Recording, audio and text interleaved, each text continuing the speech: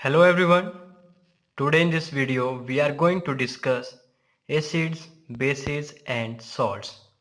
ये आपकी 10th NCERT का चैप्टर नंबर 2 है।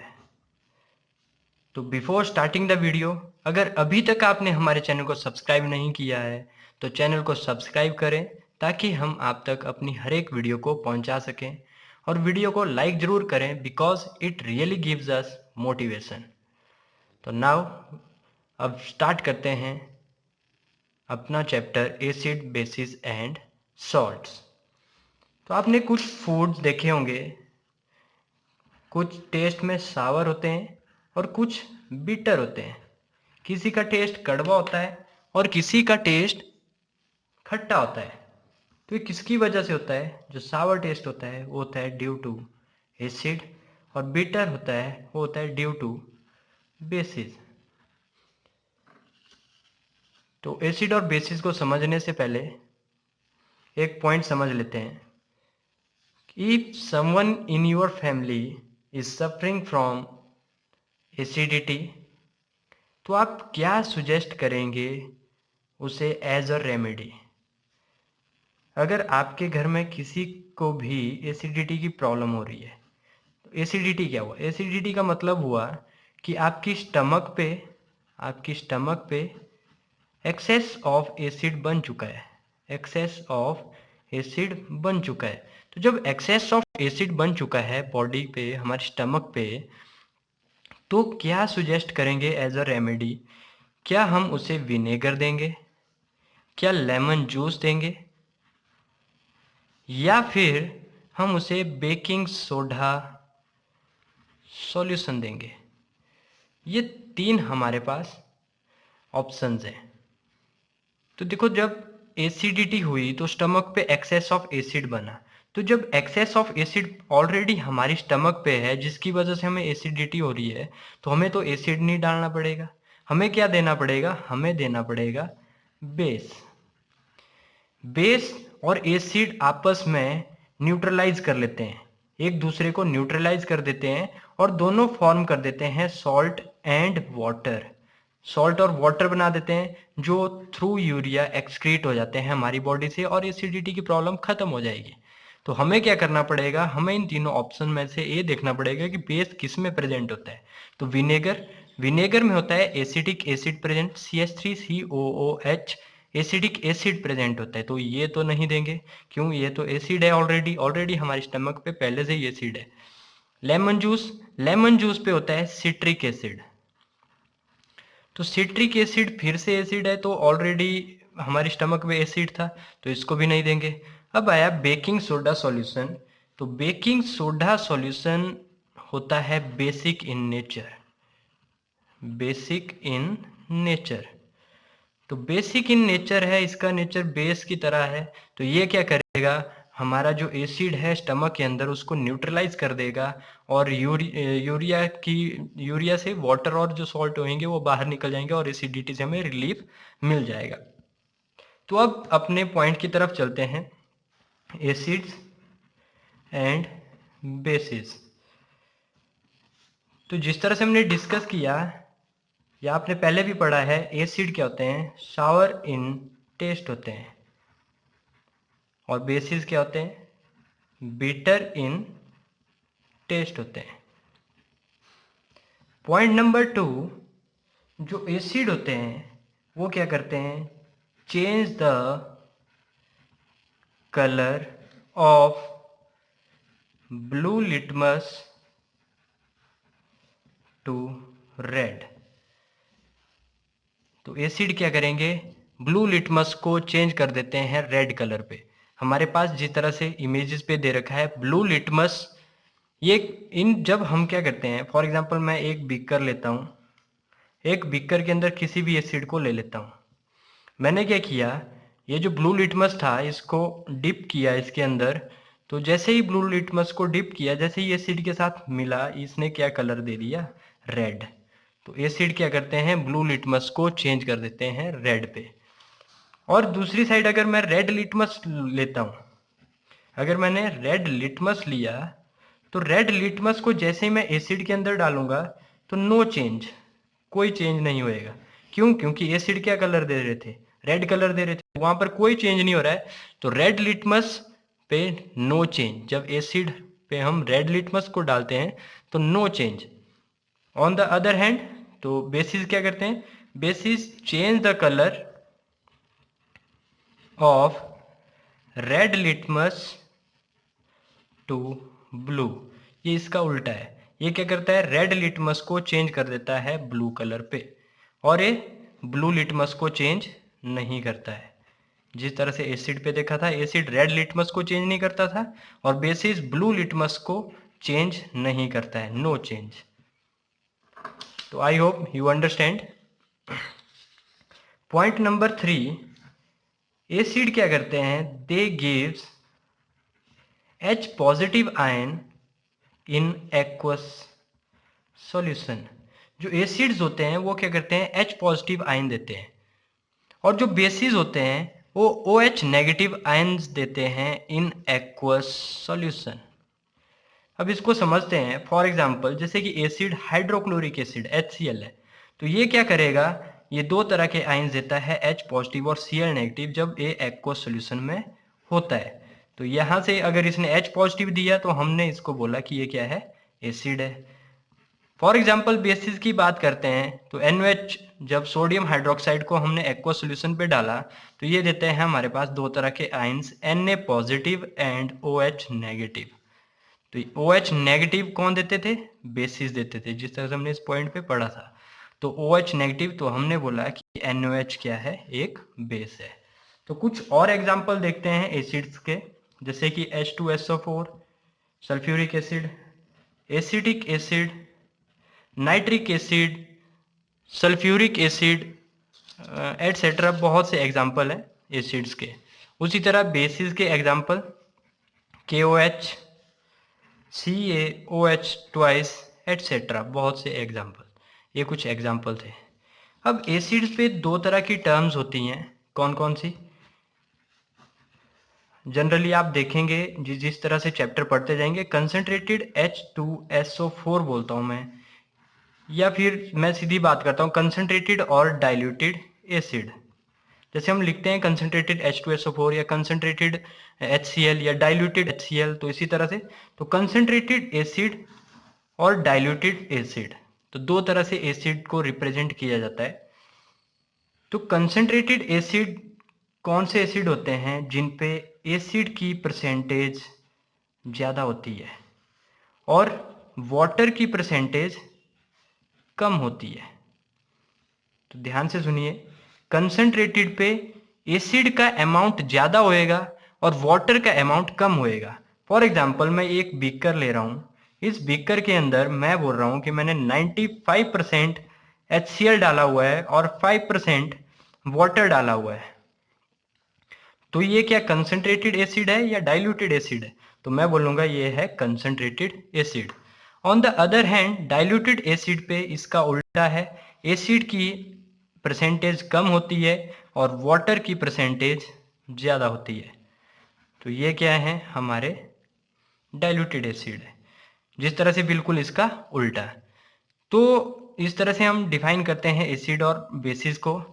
और एसिड और बेसिस को हम स्ट्रॉन्ग एसिड, स्ट्रॉन्ग बेस पे भी डिफाइन करते हैं। Strong acid, weak acid, strong base, weak base, इस तरह से भी डिफाइन किया जाता है एसिड और बेसिस को। इनको आप अपनी हायर क्लासेस में पढ़ेंगे। तो अब हमने एक चीज़ पढ़ी, यहाँ पर कुछ पढ़ रहे थे हम कि litmus, red litmus, blue litmus, ये है क्या? ये कर क्या रहा है? जैसे ही हमने इसके अंदर डाला तो ये क्या कर रहा था? हमें अननोन सॉल्यूशन दिया था। जैसे ही आपको मैंने लिटमस पेपर दिया, आपने बीकर के अंदर डाला, वो या तो रेड कलर दे रहा था या तो नो चेंज, या तो ब्लू कलर दे रहा था या तो नो चेंज। ये है क्या?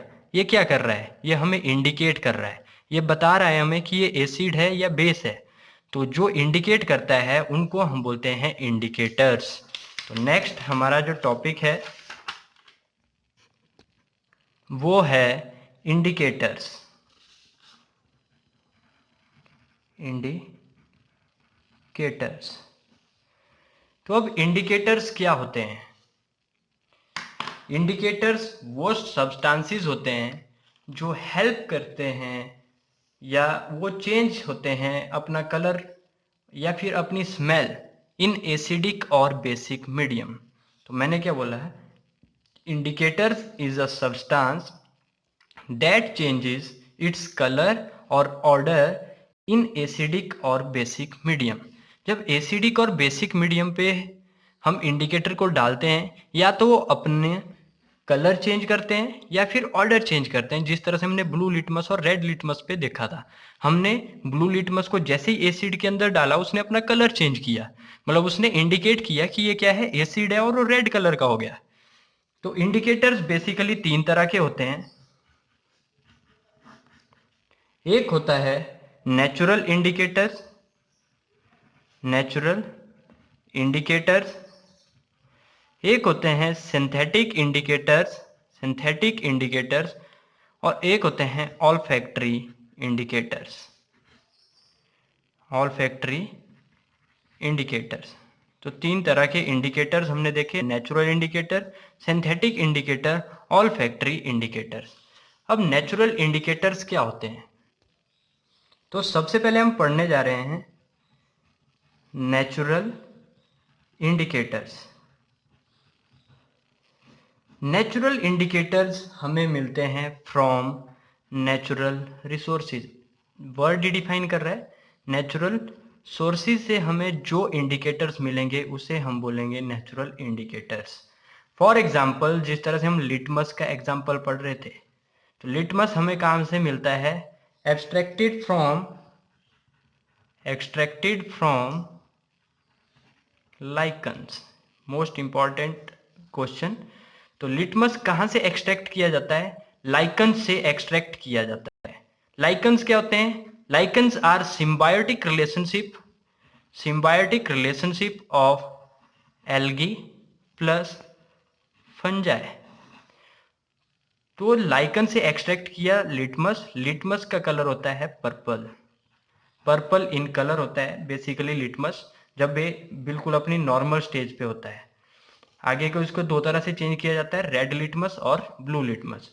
तो लिटमस को जैसे ही हमने क्या किया था, एसिड पे और बेस पे डिप किया था, तो जिस तरह से हमने देखा था एसिड पे ये कौन सा कलर दे रहा था, ये हमें दे रहा था, चेंज कर रहा था, change the colour of blue litmus to red. ये ब्लू लिटमस को चेंज कर रहा था रेड पे, जिसको हम डिस्कस कर चुके हैं ऑलरेडी। और base change the colour of red litmus to blue. तो बी से बेस और बी से ब्लू, तो बेसिस का कलर कौन सा आ जाता है, ब्लू आ जाता है जब उसके अंदर रेड लिटमस पेपर डाला जाता है। आप इस तरह से इसको मेमोराइज भी कर सकते हैं। कुछ और एग्जांपल्स हैं जैसे नेचुरल इंडिकेटर्स के, जैसे कि हल्दी है, टर्मरिक, या रेड कैबेज लीव्स हैं, रेड कैबेज लीव्स एटसेट्रा। कुछ और एग्जांपल्स आपके नेचुरल इंडिकेटर्स के होते हैं। तो सेकंड चलते हैं हम सिंथेटिक इंडिकेटर्स की तरफ। सिंथेटिक इंडिकेटर्स, तो सिंथेटिक इंडिकेटर्स अब क्या हुए, वैसे इंडिकेटर जिन्हें हम लैब्स पे बनाते हैं, अपनी लेबोरेटरी पे बनाते हैं, उन्हें हम बोलते हैं सिंथेटिक इंडिकेटर्स। सिंथेटिक इंडिकेटर्स के एग्जांपल जैसे कि फिनोप्थेलिन,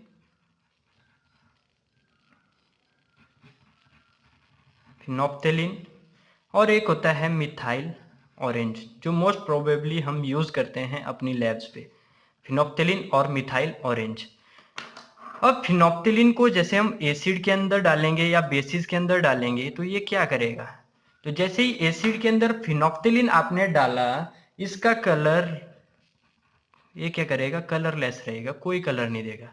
और बेसिस के अंदर डालेंगे तो ये पिंक कलर देगा।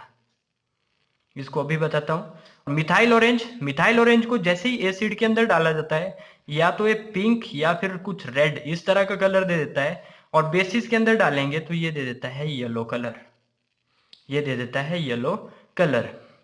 जैसे कि इस सिंथेटिक इंडिकेटर को ऐसे समझते हैं, जैसे एक बीकर है, मैंने आपको कोई अननोन सॉल्यूशन दे दिया, मैंने क्या बोला, ये फिनोप्थेलिन इंडिकेटर है। इस फिनोप्थेलिन इंडिकेटर को टेस्ट ट्यूब की हेल्प से आप इसके अंदर डाल रहे हैं। जैसे फिनोप्थिलीन इसके साथ रिएक्ट करेगा, अगर इसने कोई कलर नहीं दिया, कलरलेस रह गया, तो हम बोलेंगे कि ये है एसिड। आपको कोई भी अननोन सॉल्यूशन दिया है, अगर उसने कलरलेस दे दिया, जैसे फिनोप्थिलीन आपने डाला, तो आप बोलेंगे ये है एसिड। और अगर आपने उस फिनोप्थिलीन को जब डाला और उसने कलर दिया पिंक, तो आप बोलेंगे कि वो है बेस, वो है बेस। ये तो बात करी थी हमने फिनोप्थिलीन की। अब बात करेंगे मिथाइल ऑरेंज की। मिथाइल ऑरेंज, तो इस पे भी इसी तरह से एक बीकर लिया, बीकर के अंदर कोई अननोन सॉल्यूशन डाला हुआ है, बीकर के अंदर कोई अननोन सॉल्यूशन डाला हुआ है। टेस्ट ट्यूब की हेल्प से मैं क्या कर रहा हूं, इसके अंदर मिथाइल ऑरेंज डाल रहा हूं, मिथाइल ऑरेंज डाल रहा हूं। जैसे आपने मिथाइल ऑरेंज इस बीकर के अंदर डाला, इस अननोन सॉल्यूशन के अंदर डाला, तो अगर आपके पास कलर आ गया पिंक या रेड, तो आप बोलेंगे कि ये है एसिड। और अगर इसने कलर चेंज कर दिया, इसने कलर दे दिया येलो, तो ये हो जाएगा बेस। तो हुआ क्या, इंडिकेशन की, किसने इंडिकेशन की, जैसे ही आपने इंडिकेटर को डाला, इसने इंडिकेट किया, कलर चेंज किया, तो इन्हीं चीज को हम इंडिकेटर्स बोलते थे। तो हमने दो तरह के एग्जांपल पढ़े सिंथेटिक इंडिकेटर्स पे, फिनोप्थिलीन और मिथाइल ऑरेंज। फिनोप्थिलीन को जैसे ही आपने एसिड के अंदर डाला, तो इसने कलरलेस दिया और ये बन गया एसिड। और अगर पिंक कलर आया, तो हम बोलेंगे ये है बेस। उसी तरह से मिथाइल ऑरेंज को अननोन सॉल्यूशन पे आप जैसे ही डालेंगे, अगर उसका कलर आ गया पिंक या फिर रेड, तो हम बोलेंगे वो है एसिड। या फिर उसका कलर येलो आ गया, तो हम बोलेंगे वो है बेसिस। तो I hope you understand. Next third पे चलते हैं हम, जिन्हें हम बोलते हैं ऑल्फैक्टरी इंडिकेटर्स। तो ऑल्फैक्टरी इंडिकेटर्स अब क्या हुए, जिस तरह से ऑल्फैक्टरी ऑर्गन्स की बात हम करते हैं, जैसे हमारा नोज है, ईयर्स हैं, आईज है, इसी तरह से ऑल्फैक्टरीज पे क्या होता है कि वो इंडिकेटर्स कुछ ऑर्डर देंगे, या जिसे हम स्मेल बोल सकते हैं, वो स्मेल देंगे डिफरेंट डिफरेंट तरह की। जैसे कि फॉर एग्जांपल दो तरह के एग्जांपल फिर से डिस्कस करेंगे ऑल्फैक्टरी इंडिकेटर्स पे। जैसे कि क्लोव ऑयल, क्लोव होता है आपका लौंग, या फिर एक और होता है वेनिला इसेंस। जैसे कि आपकी आइसक्रीम पे या केक वगैरह पे यूज किया जाता है वेनिला इसेंस। तो एसिड और बेस पे ये क्या करते हैं, तो जैसे ही आपने एसिड के अंदर क्लोव ऑयल डाला, तो इसकी स्मेल जो होएगी वो बढ़ जाएगी। अगर स्मेल बढ़ गई, तो हम बोलेंगे वो एसिड है। अगर स्मेल कम हो गई, तो हम बोलेंगे वो बेस है। उसी तरह से वेनिला एसेंस पे भी अगर स्मेल बढ़ गई, तो हम बोलेंगे वो एसिड है। और अगर कोई स्मेल नहीं आ रही है, कोई भी स्मेल नहीं आ रही है, तो वो बोलेंगे बेसिस है। तो ये तीन तरह के इंडिकेटर्स हमने पढ़े, नेचुरल इंडिकेटर, सिंथेटिक और olfactory indicators. Most important topic है ये। तो नेक्स्ट अब हम एक्टिविटी 2.1 पर चलते हैं। एक्टिविटी 2.1, इस पे कुछ एसिड और बेसिस आपको दे रखे हैं, मैं दो ही डिस्कस करूंगा, जैसे कि HCl और NaOH, बाकी आप लोग खुद कर लेंगे। तो HCl और NaOH, जैसे रेड लिटमस डालते हैं, या ब्लू लिटमस, या फिनोप्थिलीन, मैं शॉर्ट फॉर्म में लिख रहा हूं, या मिथाइल ऑरेंज। तो जैसे रेड लिटमस को HCl के अंदर डिप किया, तो नो चेंज, वहां पर कोई चेंज नहीं आएगा, नो चेंज। और जब ब्लू लिटमस के अंदर डाला, तो वो कैसे कलर का हो गया, रेड कलर का हो गया।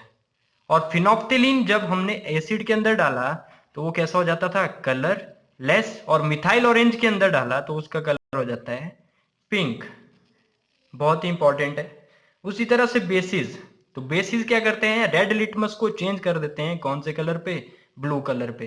पर बेसिस ब्लू लिटमस को चेंज नहीं करते हैं, तो नो चेंज, नो चेंज।